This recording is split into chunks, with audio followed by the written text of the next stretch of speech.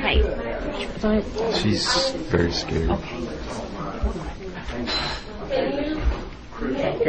Tell me what's going on. Well, I'm a Christian, and my parents are Muslim. They're extremely devout, and they can't know about my faith. Well, they do now, but they've threatened to kill me. I don't know if you know about honor killing, but this faith that you guys don't understand. Islam is very different than you guys think. They have to kill me. My blood is now halal, which means that because I am now a Christian, I'm from a Muslim background. It's an honor. If they love God more than me, they have to do this. And I'm fighting for my life. You guys don't understand. I don't understand. What did your father say to you? He said he would kill me, or he's I'm sent back to Sri Lanka where they put me in asylum. He said they go crazy. It's okay. You calm down. I ran away from home. I wrote my parents a note. I said, I refuse to deny Jesus and He's my Lord and Savior. And I pray you find His forgiveness and mercy, and I love them both dearly. I wrote that, but they never showed it to the police officers.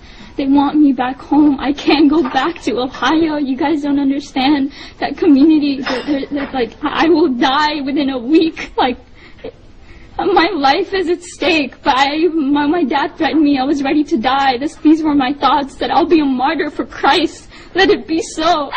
But the Lord led me here somehow through His grace. I rode on a bus for 27 hours to 30 hours to get here, and so it's been God's hand protecting me the entire time.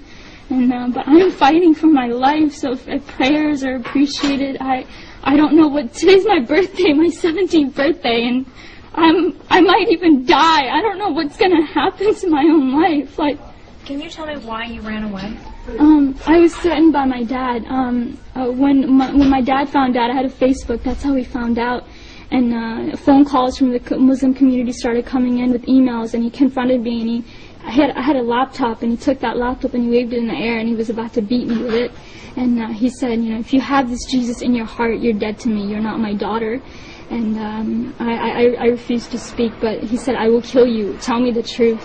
And these words, bad words, he cussed words, and so I knew that I had to get away. A couple of weeks later, even I told my dad that I needed to learn more about Islam because I was scared. And I said that because when I had come to know the Lord, I dropped everything about Islam. I mean, I had to hide my Bible for years. I would go outside to pray. When my dad was asleep was when I went outside to pray. I snuck out to Christian prayer meetings in fear of my life. And finally, this day had come where I was confronting my dad. But a couple of weeks later, after I told my dad that I wouldn't follow Islam, but I would learn more about it, he put me class after class after class after class, thinking that that my mind was going to be back in it. But of course not. I mean, I'm a follower of God, Jesus, the true living Jesus, but a couple of weeks later, my mom found a Christian book, and I knew it was then that it was over for me. I had to leave. How did you end up in Florida here? Here?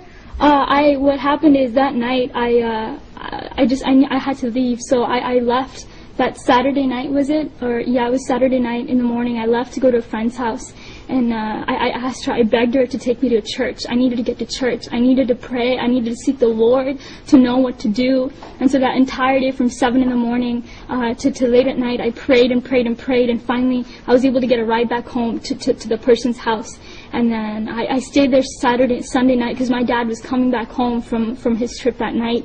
And so I stayed there that night, and I just left. I hitchhiked to a bus station, and I got a ticket to Florida because I had met them through a prayer ministry on Facebook. And this was the farthest away from Ohio, and you don't understand. If I had stayed in Ohio, I wouldn't be alive. And so I was able to do that, and I called them from on the bus. I used random, nice people there that I was able to talk to, and I used their phone to call them, and then I came here. Here I am. Has there been any type of killings at all in your family? Have you ever seen anything like that? I'm not sure, but in 150 generations in my family, no one has known Jesus. I am the first one. So imagine the honor in killing me.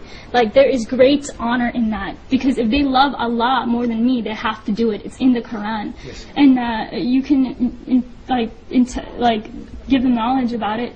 Because now... After they finish talking to you. Yeah, so, he really will explain it and break it down. They have to do this. If they just have to. And either they do that or they send me back to Sri Lanka. And if there's an asylum, there's an asylum there where they put people like me. Like, they think I'm crazy. And Do you really think that this is true, or do you think this is just a threat?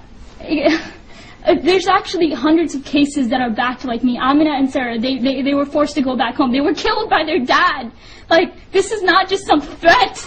This is reality. This is truth. This is reality. How many more cases? If you want, there's case after case. There's hundreds of them. I am one. I am one of hundreds. They have to. You guys don't understand. They have to. I don't know what else to say, but they have to. If you want proof, there's hundreds of cases that can validate my story. Even my friends and people from back home, they knew what would happen to me. My own brother knew about my faith, and yet he didn't tell my dad. What does that say? He knew the consequences. He knew. So what do you want at this point now? I want to be with them. I want to be free from my parents. I want to be free. I want to worship Jesus. I want to go to church on Sundays and read my Bible and say Jesus is alive whenever I want to. You guys talk about religious freedom? No,